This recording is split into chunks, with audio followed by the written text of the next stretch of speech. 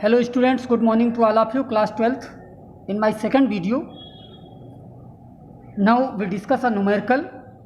Calculate the overall order of reaction which has the rate expression is this and rate is this.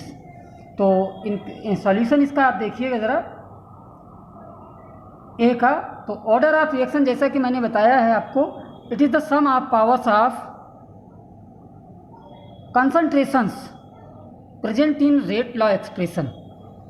तो sum of power order of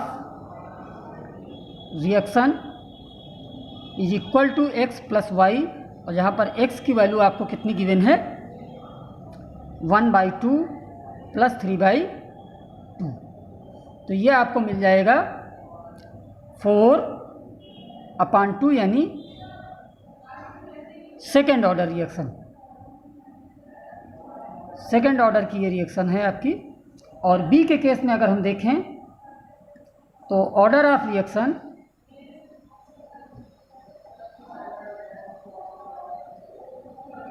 is equal to X plus Y is equal to 3/2 minus 1, और ये 3 - 2/2 यानी 1/2। तो ये जो reaction है इसका order क्या है, order of reaction is equal to 1/2। Now students we have to discuss, we want to discuss unit of rate and rate constant. Unit of rate, तो रेट के अकॉर्डिंग आप जानते हैं रेट इज इक्वल टू होता है dr upon यानी change in concentration upon dt is equal to change in concentration, concentration upon change in time.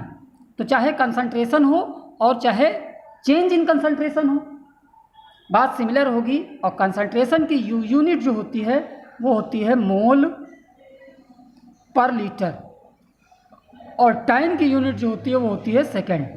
तो rate की यूनिट ओवरऑल कितनी हो जाएगी, मोल लीटर पर लीटर सेकेंड।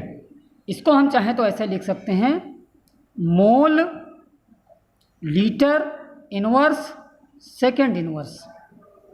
तो ये हमको यूनिट मिल गई रेट की।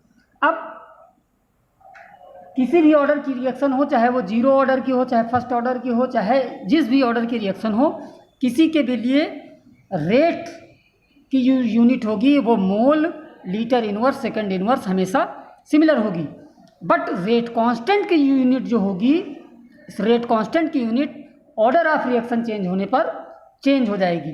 अब जैसे हम यहाँ स्टडी करें unit of rate constant for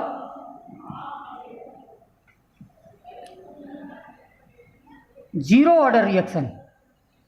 अब चूंकि ऑर्डर ऑफ रिएक्शन कितना है, जीरो है, तो उस कंडीशन में रेट इज इक्वल टू हो जाएगा के, और जो यहाँ रिएक्टेंट होगा उसकी पावर कितनी हो जाएगी, जीरो।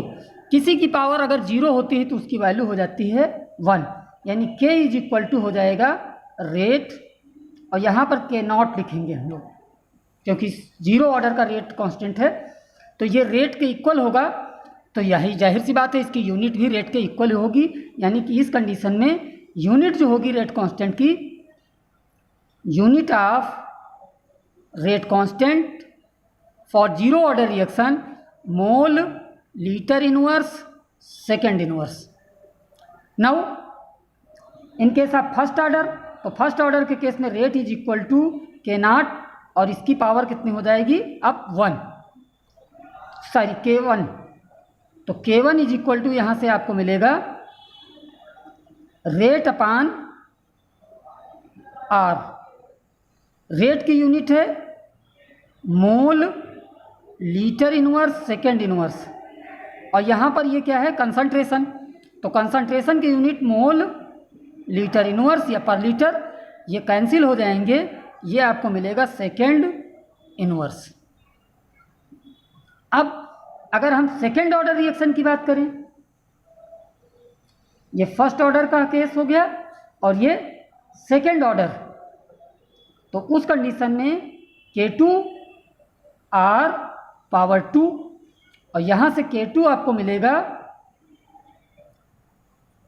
R स्क्वायर अपान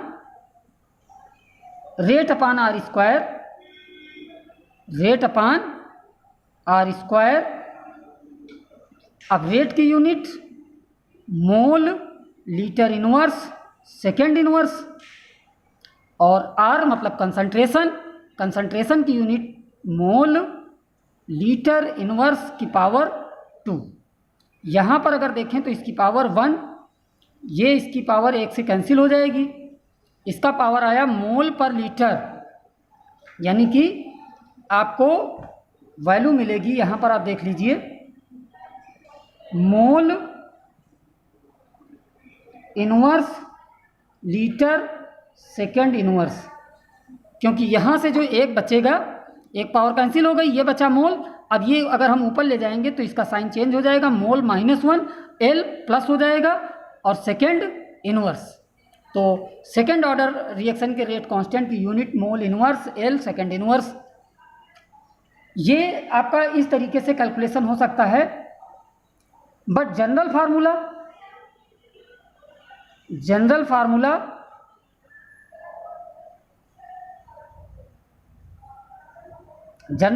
इसके जो होता है, ये मोल litre inverse 1 minus n S inverse, जहाँ पर n क्या है, ऑर्डर ऑफ रिएक्शन। अब जिस ऑर्डर की रिएक्शन के रेट कांस्टेंट की यूनिट आपको फाइंड करनी है, यहाँ पर n की वैल्यू पुट करते जाओ, सबकी यूनिट आपको मिलती चली जाएगी, where n is equal to order of reaction.